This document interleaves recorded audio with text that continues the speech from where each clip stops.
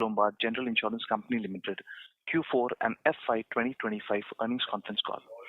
From the senior management, we have with us today Mr. Sanjeev Mantri, MD and CEO of the company, Mr. Gopal Balachandran, CFO, Mr. Girish Nayak, Chief Technology and Health Underwriting and Claims, Mr. Sandeep Koradia, Chief Corporate Solutions, International Bank Assurance, Mr. Anand Singhi, Chief Retail and Government Business, Mr. Gaurav Arora, Chief Reinsurance, Underwriting and Claims for Property and Casualty.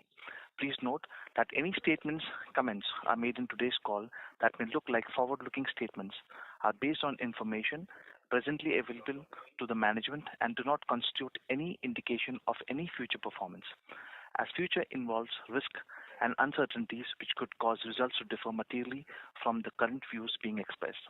As a reminder, all participant lines will be in the listen-only mode, and there will be an opportunity for you to ask questions after the presentation concludes. Should you need assistance in the conference call, please signal an operator by pressing star then 0 on your touch-tone phone. I now hand the conference over to Mr. Sanjeev Mantri, MD and CEO, ICICI Lombard General Insurance Limited. Thank you, and over to you. Good evening to each one of you. Thank you for joining the earnings conference call at ICICI Lombard General Insurance Company Limited for Q4 and financial year 2025. Let me give you a brief overview of the trends we observe in the economy as well as the industry, followed by an overview of the business. Post this, our CFO, Mr. Gopal Balachandran, will share the financial performance of the company for the quarter and the year ended 31st March 2025. The GDP growth for the quarter ended December 2024 stood at 6.2% versus 5.6% for the quarter ended September 2024, as per the data released by MOPSI. High-frequency indicators like e-way bills, toll collections, diesel consumption, and GST collections during Q4 of financial year 2025 are all indicating positive economic conditions. Further, MOPSI has revised the full-year GDP estimates to 6.5% on Feb 28, 2025 versus 6.4% published on Jan 7, 2025. Let me now dwell on certain industry trends which can have an impact on the general insurance industry at large. As indicated during the last quarter, the government expenditure remained flat, which impacted the commercial line segment growth for the current quarter. However, we have started seeing an uptick in government spending towards capital expenditure in past few months. This may be a positive for the commercial line of business. For the auto industry, we had seen a growth in rural market in Q3 of 2025, specifically for two-wheeler segment at 12.7% and the tractor segment at 20.1%, as reported by FADA. However, in Q4 2025, we have seen a degrowth of 1.9% for the two-wheeler segment and a degrowth of 4.6% for the tractor segment. This indicates a softer rural demand. The private car segment grew by 1.1% and the commercial vehicle segment had a degrowth of 3.8% for Q4 financial year 2025, as reported by FADA, which had an impact on motor insurance growth for Q4 financial year 2025. However, for the coming year, the auto industry is expected to have mid-single-digit growth. We remain positive for the motor insurance business with increasing penetration in the old vehicle segment. The health segment continues to be one of the fastest growing segments and is the largest contributor to the industry, considering 38.1% of the GDP mix for financial year 2025. However, the industry growth in financial year 2025 was impacted due to the 1/n accounting norm and lower growth in the health benefit segment attributable to lower disbursement of credit by NBFCs and MFIs. We believe that the increasing demand for health protection coupled with increased medical inflation may drive double-digit growth in the health segment in the coming year. There were some key economic changes which were announced during Q4 financial year 2025. The budgetary announcement of income tax relief provided is expected to result in an additional 1 trillion in the hands of Indian tax-paying population, thereby leading to a high disposable income. The second consecutive interest rate cut, tweaking of norms applicable to NBFC lending, coupled with infusion of liquidity by RBI, should also support credit growth. These policy changes aim to encourage spending and investment. They are also expected to stimulate demand for goods and services, thereby boosting consumption and propelling demand for risk protection through insurance solutions. However, we remain vigilant on the ongoing geopolitical developments which may pose risk to both global growth and the Indian economy. Now let me give you an update on the regulatory developments. The authority during financial year 2025 continued with various reforms seeking to expand the market and increase the penetration of insurance products towards the mission of insurance for all by 2047. I would like to mention key circulars which were introduced in Q4 2025 regarding capping the increase in senior citizen health insurance premium rates to 10% per annum and introduction of Bima Asba facility for health insurance policies. We believe these regulatory changes will improve affordability and create operational ease for policyholders. Overall, we remain positive that the GI industry is poised to grow in the medium to long term given the favorable economic and regulatory environment, low penetration and relatively higher disposable income. Now coming to the industry performance for Q4 and financial year 2025. The gross direct premium income grew by 1.7% and 6.2% for Q4 2025 and financial year 2025 respectively. Excluding the impact of the 1/n accounting norm, the GDPI grew by 8.6% for financial year 2025. Excluding crop and mass health, the GDPI grew by 4.9% and 8% for Q4 2025 and financial year 2025 respectively. Speaking on the specific segments within the industry, the commercial segment reported a marginal degrowth of 1.2% and growth of 1.5% for Q4 and financial year 2025. Within this, the fire segment registered a degrowth of 1.8% and 5.3% for Q4 financial year 2025 and financial year 2025, respectively, on account of pricing pressure. Excluding the fire segment, the overall commercial segment grew by 8.5% for financial year 2025. The motor segment grew by 6.9% for Q4 of financial year 2025 and 8% for financial year 2025. The growth in the segment has been lower due to muted vehicle sales and continued pricing pressure reflected by high industry combined ratio. The health segment grew at 3.7% and 9% for Q4 2025 and financial year 2025. Within this, group health grew at 4.5% and 10.6% for Q4 2025 and financial year 2025 respectively. And retail health grew at 7.6% and 12.1% in Q4 2025 and financial year 2025 respectively. Looking at the underlying performance of the industry, you may recall our discussion a year back during our earnings call where we expected some semblance in underwriting discipline in the market due to improvement in the industry's combined ratio during that period. However, the combined ratio for the industry has actually worsened to 113.2% for 9 months 2025 as against 112.2% for 9 months financial year 2024. The combined ratio for the private sector has worsened to 111.21% for 9 months 2025 from 108.3% for 9 months financial year 2024. The industry worsening was largely due to motor segment combined ratio, which increased to 123.8% in 9 months financial year 2025 as against 118.2% in 9 months financial year 2024. Our continued focus on driving profitable growth helped us to improve our combined ratio from 103.7% in 9 months financial year 2024 to 102.8% in 9 months financial year 2025 and 103.3% in full financial year 2024 to 102.6% in for the financial year 2025 on N basis. I will now walk you through the company performance across key business segments during Q4 and financial year 2025. The company's GDPI registered a growth of 8% for Q4 2025 and 11% for financial year 2025 on N basis. With the 1/n accounting norm for Q4, 2025, the company registered a growth of 2.3% as against the industry growth of 1.7%. And for financial year 2025, the company registered a growth of 8.3% as against the industry growth of 6.2%. Excluding crop and mass health, the company's growth was 2.2% and 7.7% compared to the industry growth of 4.9% and 8% for quarter 4 2025 and financial year 2025 respectively.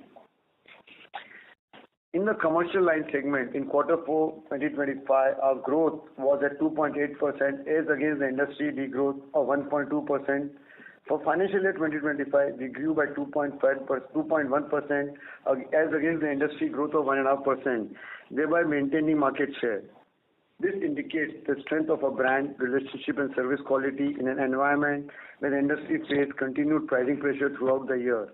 In the fire segment, we grew in line with the industry, and in marine cargo, engineering and liability lines of business, we reported growth higher than the industry, leading to market share accretion. In motor segment, we grew at 0.1% for quarter 4 2025 as against the industry growth of 6.9%. We continue to drive our motor strategy based on granular portfolio segmentation and prudent risk selection. For the financial year 2025, we grew by 11.5% as against the industry growth of 8%. Consequently, our market share grew to 10.8% for financial year 2025 versus 10.5% for financial year 2024. The portfolio mix for private car, two-wheeler and CV stood at 53.4%, 25.4% and 21.2% respectively. Our continued focus on multi-channel distribution, underwriting capabilities and efficient claim settlement and actuarial practices helped us in maintaining our leadership position. Moving to the health segment, we grew by 22.1% and 19.2% for quarter 4 financial year 2025 and financial year 2025 respectively.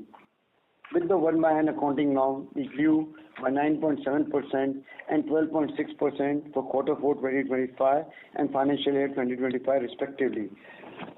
Our retail health segment registered a growth at 47.7% for quarter 4 financial year 2025.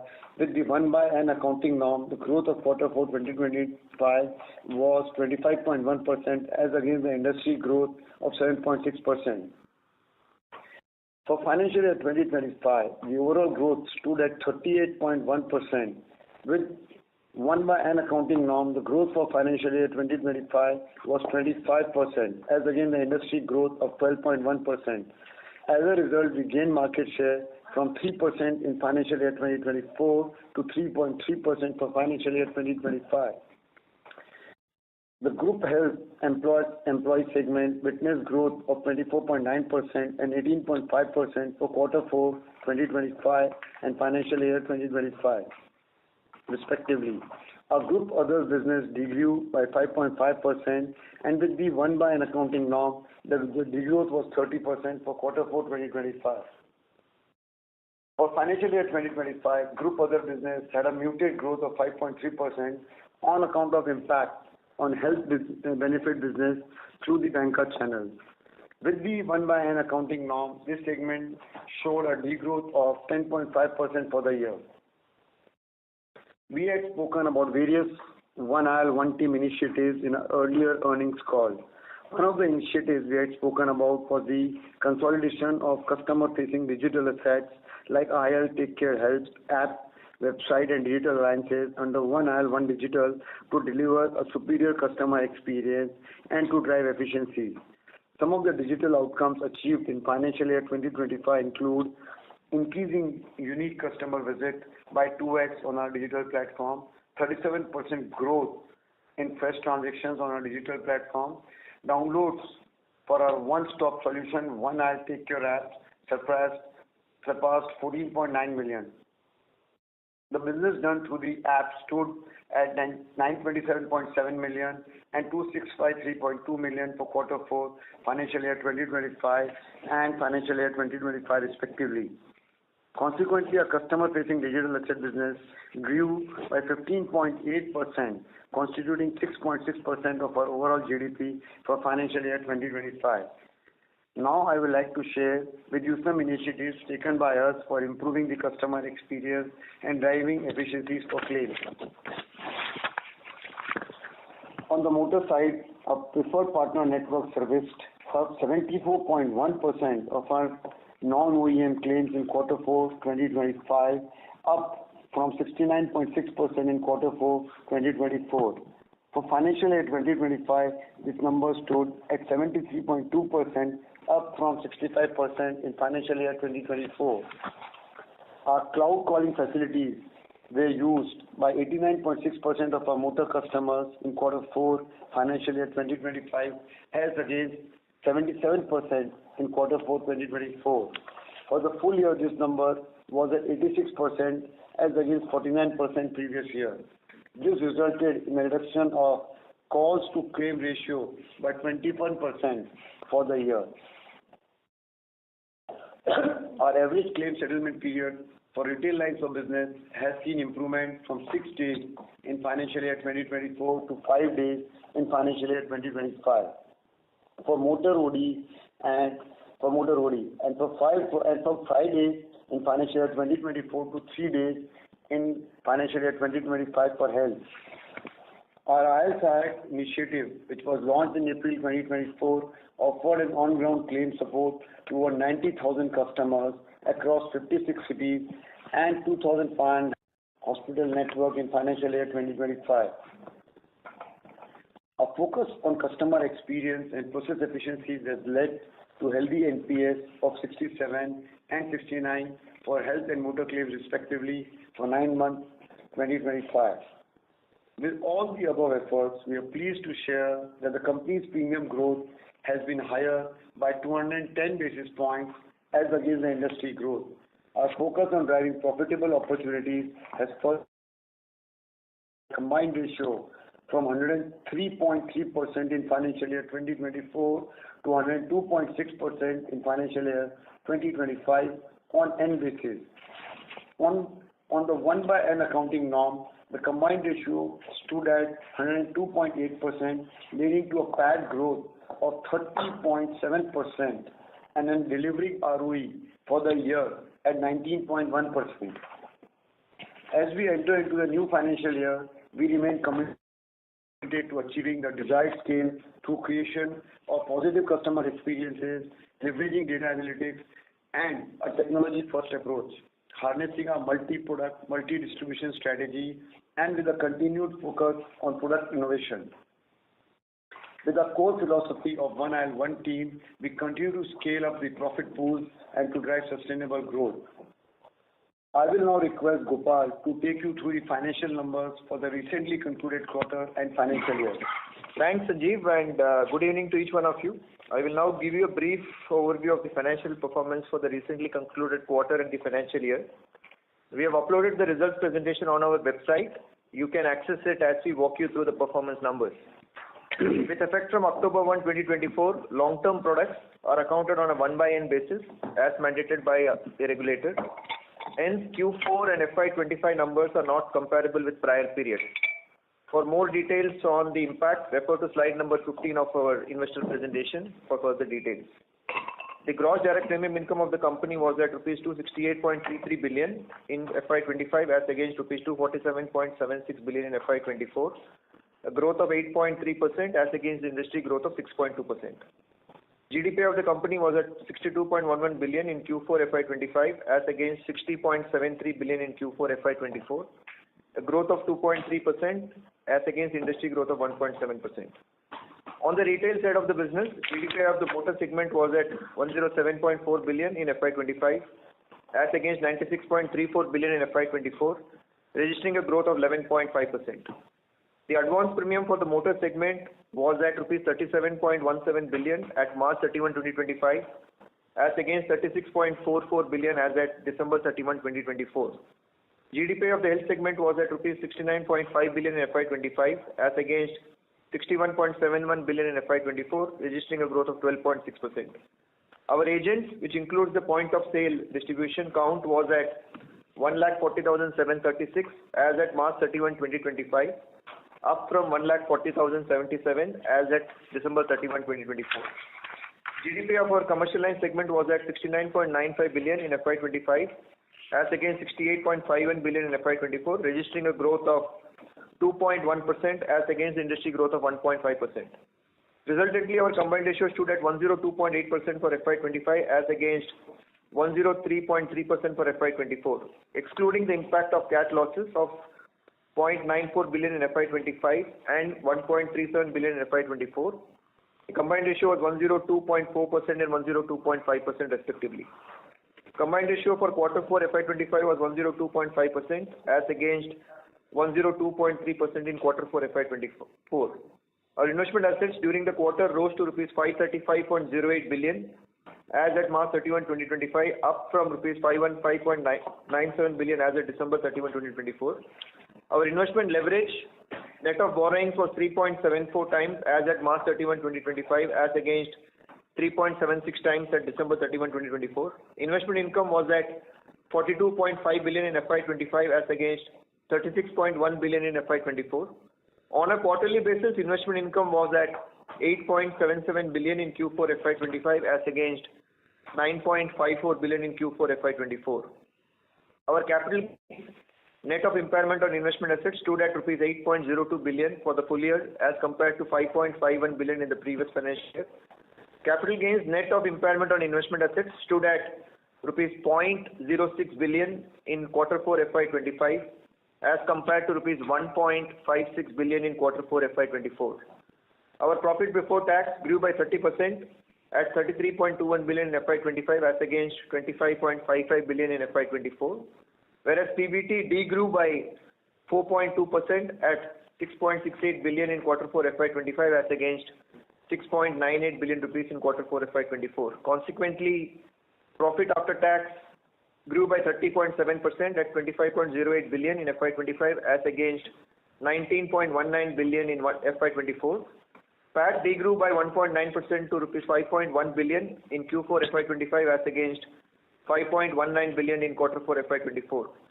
The Board of Directors of the company has proposed a final dividend of rupees 7 per share for FY25.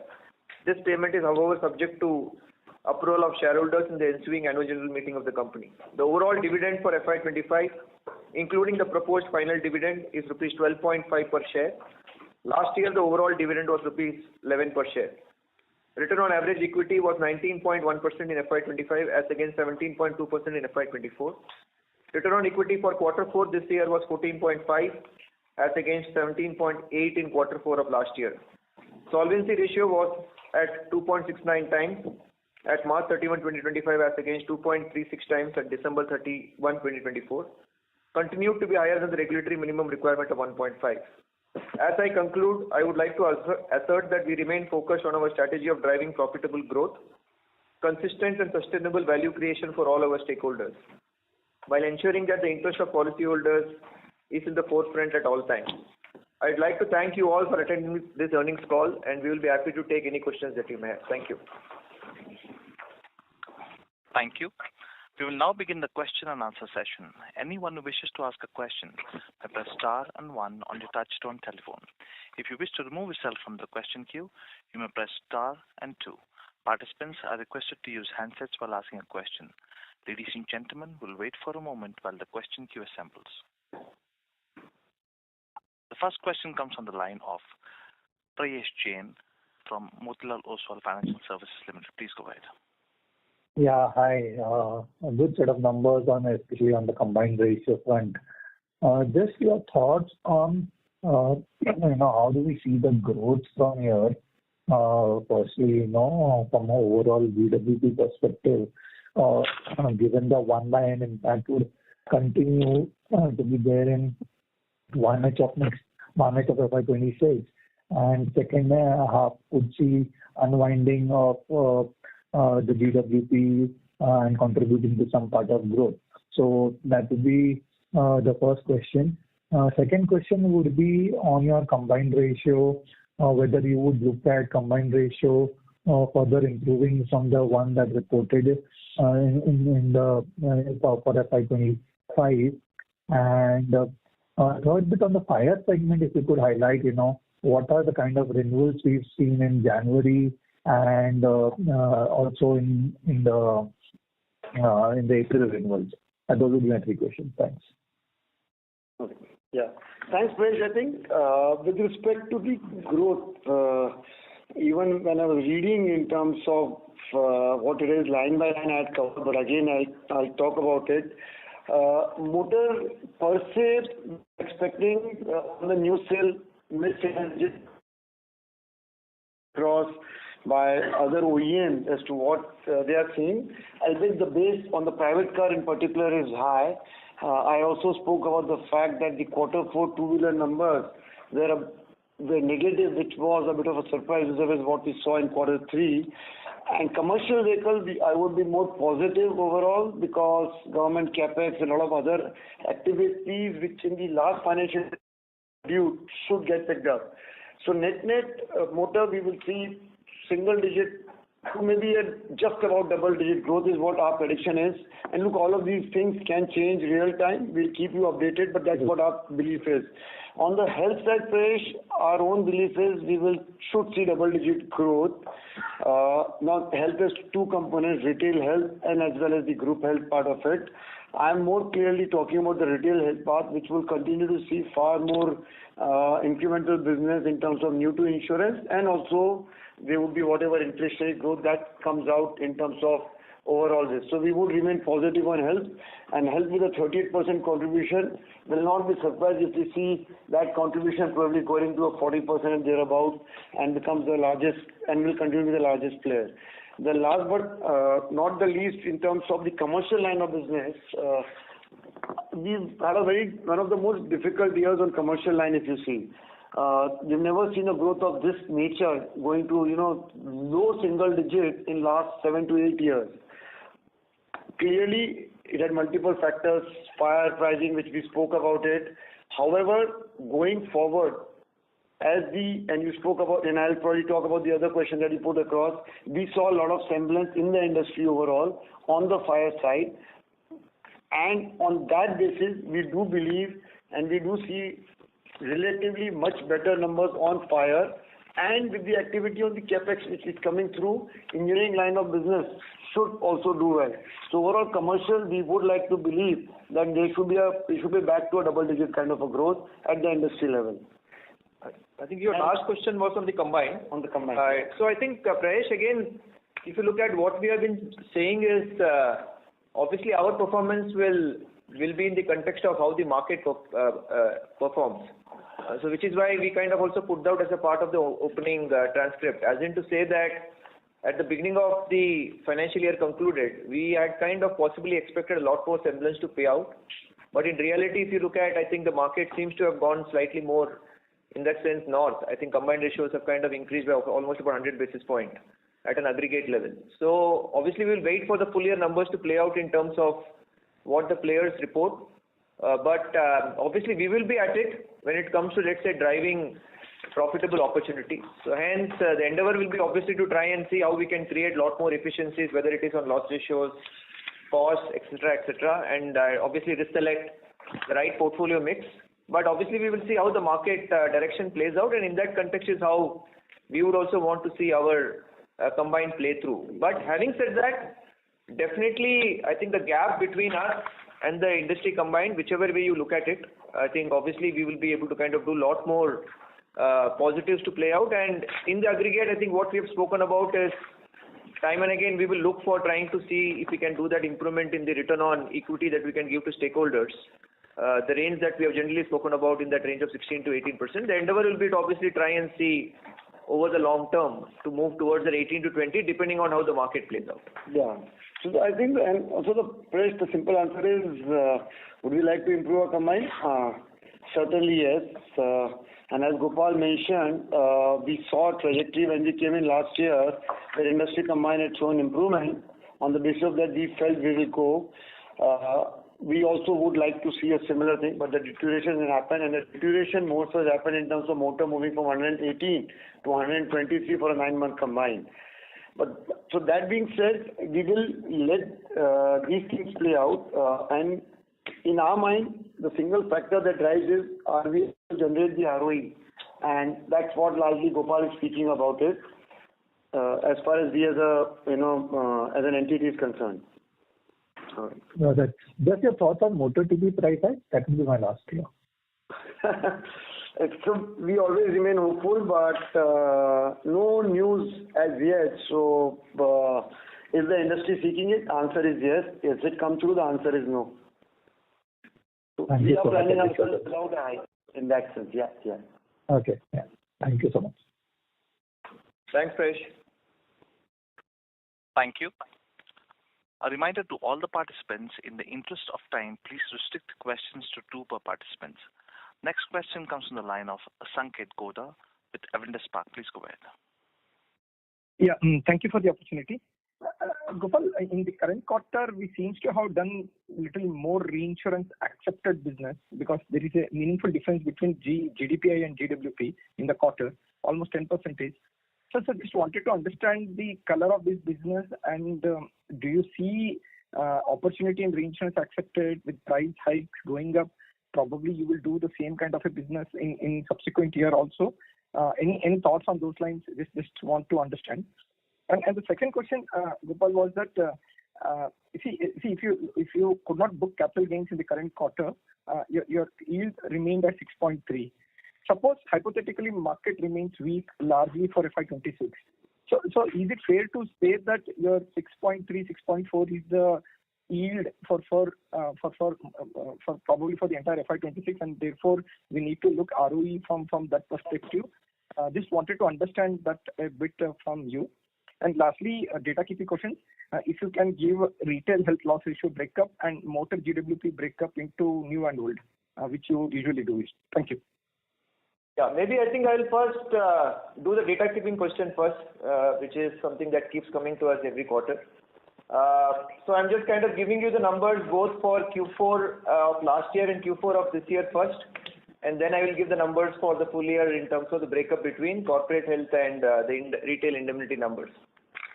So Q4 of last year, corporate health loss ratios were 88.1%, and the retail indemnity numbers again for Q4 of last year was 64.6%. Vis-a-vis this, Q4 of this year, corporate health is at 97.2%, and retail health, broadly the range that we have spoken about, is at about 64.8%. On a full year basis, this number for corporate health stands at about 93.7 last year, and the current year, again last year retail indemnity numbers is 65.4. Full year, this number for corporate health is at 97.6, and retail indemnity is 67.9. So that's the numbers in terms of the breakup between corporate health and retail health. Now coming to your point, first question on reinsurance accepted. One, at an aggregate level, obviously, if you ask us, underwriting philosophy is to drive profitable growth, whether it is with respect to the gross direct premium income that we write, or even with respect to, let's say, the reinsurance's acceptances to the extent whatever we do. So therefore, from a philosophy standpoint, I think we will stand committed to driving profitable growth across the revenue streams that we source. Having said that, I think if you look at an aggregate level, I think in terms of the roughly the premium that we would have written of close to about 28,000 crores or thereabout, the extent of reinsurance inward will be a single digit number. So hence, to that extent, I think a large part of the opportunities is what we see clearly even in the domestic market. Plus, at the same time, obviously, we look for, given the fact that we also have an office in our IIO business, we would want to kind of continue to see how we can leverage profitable opportunities even through the IIO business. So hence, that is how we would kind of play through. Whether a particular business comes through in a quarter or otherwise, I think again, as I keep saying, our business is significantly cyclical, and wherever we see opportunities play out is how you will continue to see the mix of business between direct, RI, etc., play out. The larger number to look at will be more on an annual basis. That will be more reflective of where we are in terms of our approach to writing domestic and reinsurance inward. To your second point on... yeah, sorry. Sorry, Gopal. So I was asking this question predominantly because you will see a better pricing environment in next fiscal year. So if other segments slow down, say motor slows down a bit because of the weak auto cycle, is it fair to say that this product might be an opportunistic approach to drive the overall growth maybe from that perspective? Because exactly. The pricing environment. Exactly. So, Sanket, your point is absolutely right. That's exactly what I said. I think if you ask us, for us, both of them are preferred areas of opportunity. So, therefore, to that extent, where we see preferable segments for us to be able to underwrite, we will look at both. Will it suddenly become a very large proportion of our overall revenue streams? At this point of time, clearly not. But obviously, we will look at as I said, profitable opportunities in between domestic and the reinsurance inward, and the revenues that we will eventually source will be a mix of both. On your point on capital gains, I think if you look at the approach that we have taken insofar as building the investment portfolio is concerned, I think the treasury team has done a brilliant job in terms of how to kind of balance the mix of asset classes between equity and the fixed income portfolio. And that's the reason during this last periods of high interest rate regime, we have been able to kind of significantly go long. And which is the reason, I think even in our earlier earnings call, we have spoken about of our duration of the book that still continues to be slightly in excess of 5.3 years. And if you look at the yield to maturity, the yield to maturity of the book also currently stands at about 7.55%.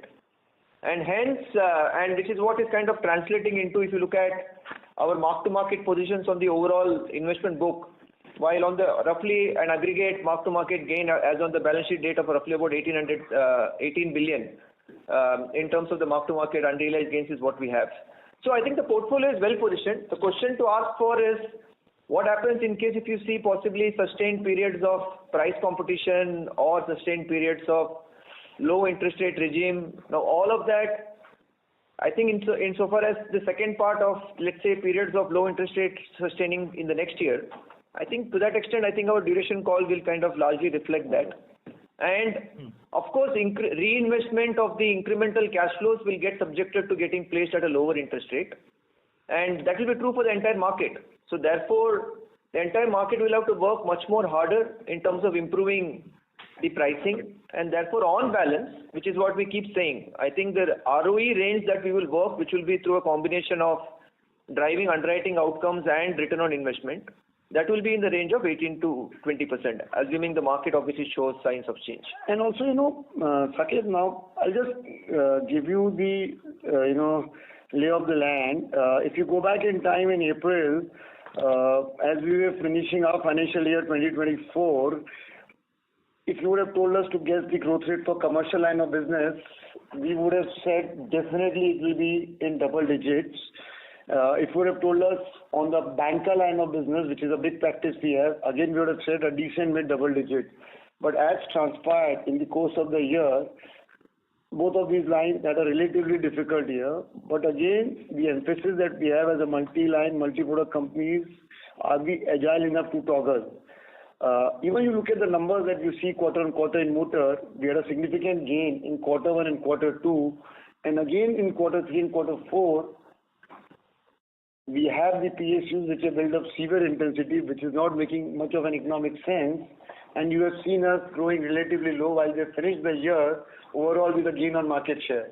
So what I'm trying to emphasize to all of you is what we see and what comes through, there can be a gap. And as an organization, we are expected to maintain that level of agility to make those shifts happen. And what we predict not necessarily is the way the market will end up behaving.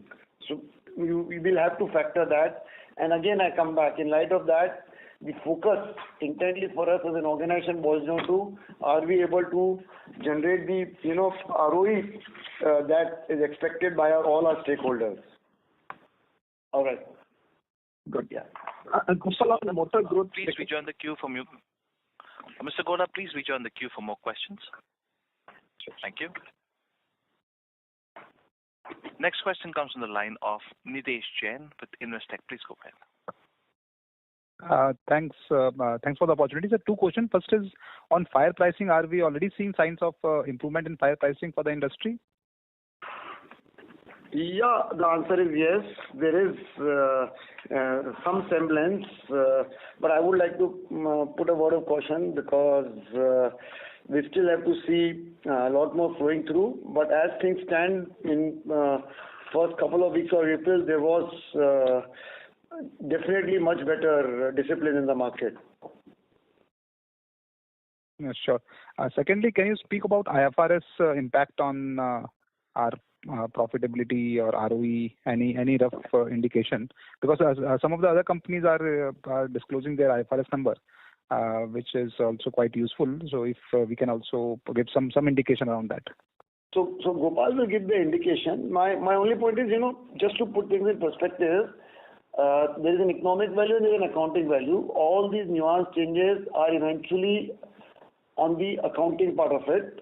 There is obviously an implication in terms of how positively IFRS can help us, but we as an organization would 100% commit ourselves on the economic value. Now, probably Gopal, if you can just talk about this. I think we have actually kind of spoken this even in past calls. So therefore, I think our stance would still be the same, as in to say that I think we will continue to evaluate businesses more on an economic basis, because end of the day, that's what will eventually translate in terms of what is the outcome that we are writing from a risk perspective. Transitions to IFRS obviously are accounting changes, which we will be in that sense well prepared, and at this point of time obviously we are getting most of our work done internally, whether it is in terms of understanding the impact of change, getting systems geared up so that as and when there is a clear regulatory stipulations as what they have currently indicated. So we will be kind of pretty much ready with whatever it takes to do the transition. But at the same time, I think what I think we have been speaking about also is the fact that as and when we will eventually transition to IFRS, there will be a lot of, in that sense, assumptions which will have to be made by market at large. I think it is important for, again, various stakeholders to ensure consistency in comparison, a need for possibly to see if we can get a lot more alignment with some of those assumptions that the market participants use. So I think our endeavor is in that direction, and which is what we are working with the council to see how we can possibly play that role far better at this in the current times. But obviously internally we are pretty much well prepared. Major areas of impact I think I have already called out, so in that sense no specific incremental areas to call out as a part of the current impact assessment that we have done. But yes, we are ready, and we will roll out whenever we see the regulatory timelines coming into action. Okay. And when we speak about economic perspective, we are talking more about ROE and not combined ratio, right? This is the operator. Yeah, because end of the day, I think whatever you write has to kind of translate into a return to stakeholders through a combination of what we deliver on underwriting plus obviously how effectively are we able to put the cash flows to use. So hence to that extent is what we will kind of be largely driving as an institution. Thank you, sir. Thank you. That's it from my side. Thanks, Nidesh. Thanks, Nidesh. Thank you. Next question comes from the line of Avinash Singh with Emkay Global Financial Services Limited. Please go ahead. Yeah, hi. Good evening. Thanks for the opportunity. Just a couple of questions. First one is on motor TP. If I see again around 915 odd crores of reserve releases you had this fiscal. Now, of course, still you have not touched your FY23 onwards. If I see, now the backdrop is that the price hike is not happening. Do you see, the support from reserve releases to continue to provide, the support in terms of the motor TP claims ratio to catch up with, the claims in place? And on that front, also another question related is that, industry has seen the kind of despite this UM coming, the overall non-claims expense going up. Now, do you see that scope next year if the claims were to be under pressure, OPEX side, because now the March 26 deadline for UM limits reaching some kind of sanity prevailing among some extreme or aggressive peers? Would that lead to your OPEX further improving from here? Because at the end of the day, that's a sort of a relative market-related phenomena. You cannot outprice yourself in the market. So if the peers were to improve, will that also be kind of helpful? And the second one on the April 1 renewal, if I read correctly, India, even in Asia, the reinsurance capacities and pricing both have been kind of favorable. So in that backdrop, does that sort of help in terms of your profitability in these kind of reinsurance heavy line item like commercial lines? Thanks. Okay, so maybe I will take the second part first. I think what you observed is absolutely right. So hence obviously that aids us, which is what we have been kind of talking through. I think the more the market gets sensible insofar as the need for compliance to the expense of management guidelines are concerned, that kind of definitely augurs well from an overall market discipline standpoint. So, and therefore, and again, as you rightly indicated, FY26 is a time period that the regulator has stipulated within which companies are expected to toe the line when it comes to meeting the guidelines on expense of management. So obviously this is something that we will be definitely kind of closely watching for. But at the same time, I'm sure all of you are also kind of clearly hearing that even the regulator is wanting to make sure that as an industry, pretty much everyone in the market kind of follows the discipline on compliance to expense of management. So hence, the short answer is, of course, it augurs well insofar as favorable market development is concerned. And within that, indeed, obviously, that's something that we have always seen. When the market gets far more sensible on underwriting, then ICICI Lombard, by virtue of its brand, technology, service, etc., is obviously able to kind of command an incremental market growth without compromising on underwriting outcomes. So that's the response to the second one. To the response on the third one, I think with respect to the reinsurance renewal cycle, again, Avinash, I think you all understand insurance as much as what we do. So therefore, in that sense, the renewals are always through cycles. You will always see periods of softness, and at some points of time, the market starts to get hardened. I think the key is, end of the day, I think if you look at from our standpoint, what we have, again, particularly in the commercial lines, where you relatively see higher proportion of reinsurance, we have continued to stay disciplined on picking risks which we think are viable from an underwriting perspective, irrespective of which cycle the market is currently operating at in terms of the reinsurance renewals. Now, that's what is finding favor, if you were to see, which is what put out also on our investor presentation, as in to say that the quality of the partners with whom we work clearly is kind of pretty much there. So obviously we don't, in that sense, want to take any unnecessary credit risk. So we are very, very conscious of making sure that we work with high quality panel of reinsurers. So that gives us a lot of comfort when it comes to getting capacity. And also, now to your point on terms, obviously it's, again, we get terms which are better than the market. So even this year, at least what we understand, relative to the market, I think we have been given the underwriting performance that we have exhibited to the reinsurers.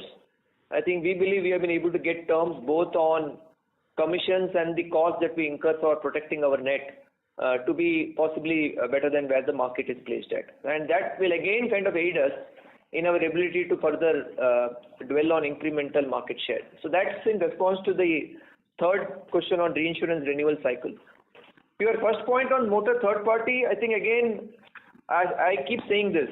I think the ranges is what we have spoken about in terms of the motor loss ratio. Again, I will keep saying we have to look at motor as in the aggregate, and the range that we have spoken about even in the earlier earnings call for the segment has been between 65 to 67. Broadly, if you look at the loss ratio outcome that has played out for even the current year, is pretty much within the range that we have been kind of talking about. So hence, that's how we look at. Now, what can happen in case if no third-party price increase sustains for one more year in FY26? Obviously, that means we'll have to do a lot more work to make sure that we are able to identify better risk selection and continue to see how we can drive profitable growth. That's what we will focus on. And more importantly, let's say for the market, they will have to work much more harder, particularly for those companies which have combined with no third-party price increase and a compliance to expense of management. Yes, is something that some of those market participants will have to work on. So again, we believe again favorably placed in terms of the opportunity that one sees on motor third party. And finally, on the point on reserving, I think again our approach to the actuarial principles pretty much stands intact. There is absolutely no change in the way how we have been kind of reserving for the portfolio in terms of consistency. And that's the reason even if you would have seen the reserve redundancy that you would have seen across key lines, we continue to see one more year of reserve redundancy. So that reflects the quality of reserving that we have been able to kind of play up to. So hence no change in the actuarial thought process. Thank you. Very clear. Thanks. Thank you. Thank you. Next question comes from the line of Shreya Shivani with CLSA. Please go ahead. Hi, thank you for the opportunity. I have one question that is on the expense ratio for the quarter. So the way I understood the impact of the 1/n accounting last time, the quarters are similar in terms of what happened in 3Q to 4Q in terms of the volume growth that you got or how much you have retained. Then ideally your expense ratio should have been similar to what it was in 3Q. Even the absolute amount has declined in 4Q. If I don't talk about the ratio, even the absolute amount has declined. So what has helped us in having much lesser net commissions, at least if you can help me understand? This is just about the quarter. So Shreya, again, it's like the question that keeps coming to us in terms of the third-party loss experience on how the loss ratio movement are happening between quarters.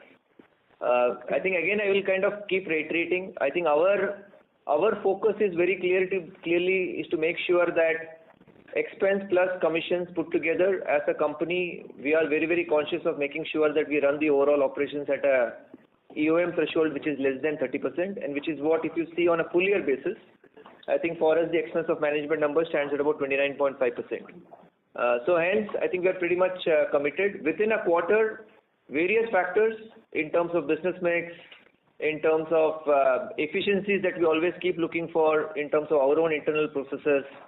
And so there are numerous factors that go into it. So hence, which is why we keep urging to keep looking at numbers more on an annual basis rather than a particular quarter, and more so on an absolute basis. I think again there can be many factors to it. So for example, I mean, if there are periods where I do a lot more of those investments in that quarter, you will see the cost hitting us, and so on. So a better number to look at will be more the expense of management number than anything else. And also, Shreya, I mean, since you're comparing quarter 3 and quarter 4, just to highlight, it's the configuration of business that comes in. In quarter 3, we have far more new book that comes in. It's a season where, the sale of new goes, our market share in motor also grows in a very, very significant way. In January, typical Jan 1st also is a reasonably big line on the commercial side of the business, which can further impact the expense ratio in a positive manner. So it's more driven by configuration of what nature of business you write, which creates the differentiation. And then that's all. And you know that when these things happen and you have a quarter where there's a new coming in, it would impact us in a far more, Okay. Yeah, the only thing I was getting confused that if the retention ratios are similar between 3Q and 4Q, then your commission rates should have been similar, ideally, your net commission ratios. But I get the part that if you've written more commercial line in 4Q, then obviously. Yeah. Okay. Fair. Okay, thank you. Thank you. Thank you. Next question comes from the line of Prakhar Sharma with Jefferies. Please go ahead. Hi, good evening. Just wanted to delve upon Sunjeev's comment on, the pricing stance by some of the PSUs or broader market in the motor vehicle business. Could you just elaborate on this that, from what segments of general GI operators did you see some bit of an aggressive stance, and has there been any change? Because while we talk about the EOM sunset for FY26, are the private ones also genuinely trying to consolidate on pricing? And second, just connected to this is there a possibility or is there a discussion around the EOM getting pushed out by a year or so, just so that everybody makes it without too much disruption? Thank you. So, Prakhar, I think on the PSU aggression, it's primarily driven very extensively on the motor side. Will it sustain?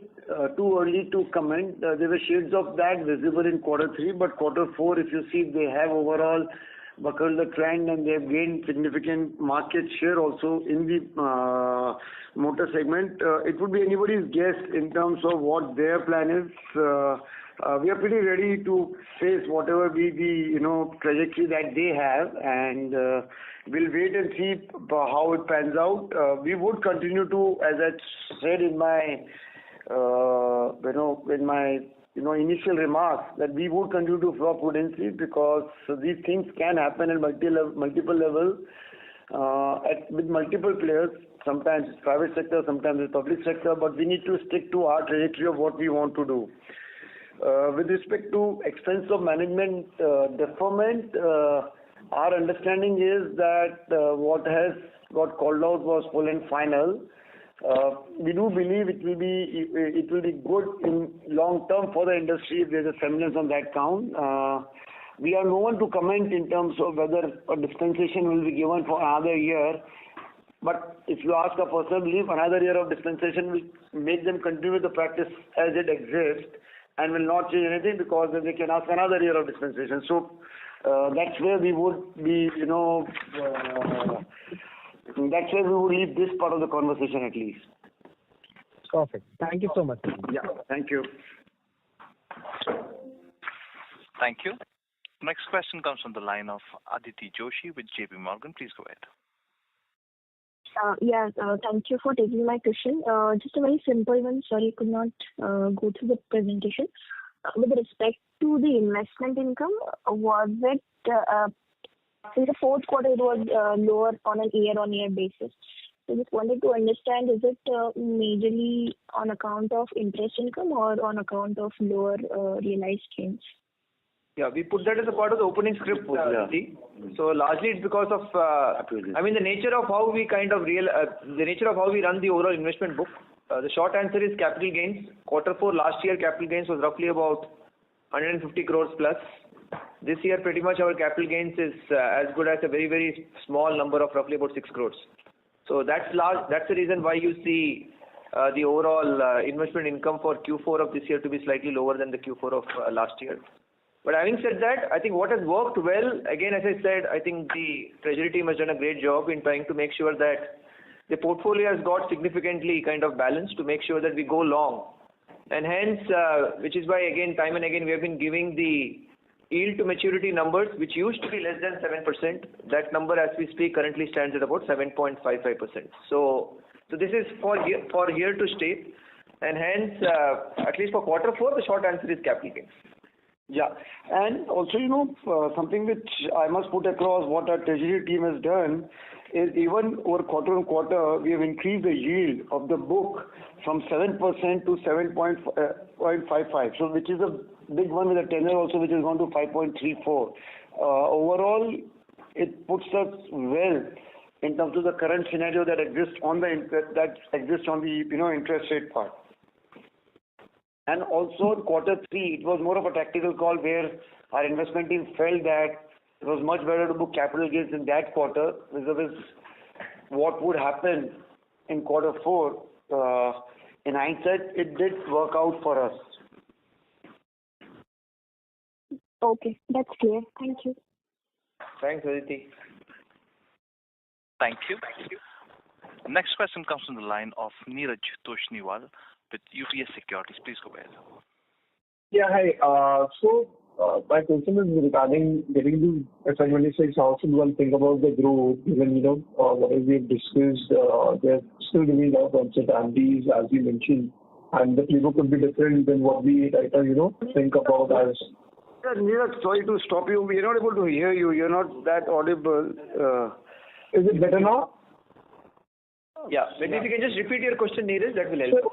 So one question is on the growth side, because given this 1/n will kind of normalize from October, how should one think about overall growth, and the preferred areas will remain held, and obviously motor, there's been a lot of competitive intensity which is increased, especially from PSU, is what I understand. So any comment on overall growth we are targeting in FY26? That is one. And second is a bookkeeping question on the other income from the non-operating results, which seems to be very high. So anything on that? So maybe I'll take the first one.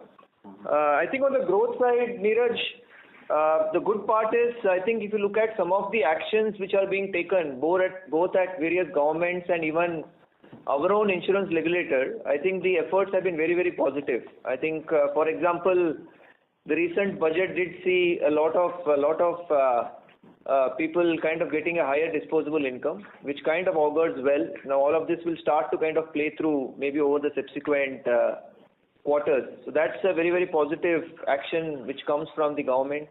Equally, I think regulators are doing their part in terms of trying to keep relatively the interest rate at the environment at far more acceptable levels, and the very recent rate cuts again kind of augurs well insofar as driving retail consumption and in general driving consumptions are concerned. So there are clearly a lot of positive factors which should aid when it comes to, let's say, growth, because ours is a direct reflection of what happens insofar as economic activities are concerned. And some of these positive actions by the government and regulators augurs very, very well.